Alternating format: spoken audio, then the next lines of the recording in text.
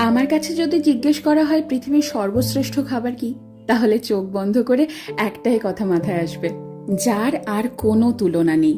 আমরা মধ্যমগ্রাম বাজার গিয়ে একেবারে বর্ষার ইলিশ কিনে এনেছি।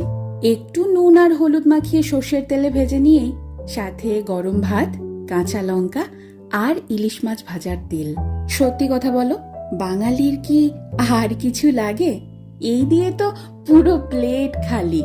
আমার মা যেহেতু স্কুল শিক্ষিকা, তাই অনেক সময় এমন হয়েছে ঘটা করে রান্না করার সময়ই পাইনি। আর সে সময় যদি বাড়িতে ইলিশ মাছ থাকতো, তাহলে এই ইলিশ মাছ ভাজা দিয়ে কত তৃপ্তি করে খেয়ে উঠেছি সবাই। আমার এই বাড়িতে বাবা মা এসেছে, আর সেই তৃপ্তি করে খাওয়ানোর সুযোগটা এবার আমি পেয়েছি। আমার খাদ্য রসিক বাবা গরম গরম ভাত আর ইলিশ মাছ ভাজা নিয়ে বসে পড়েছে। দেখো কত মজা করে খাচ্ছে, দেখেও যেন তৃপ্তি আসছে আমার।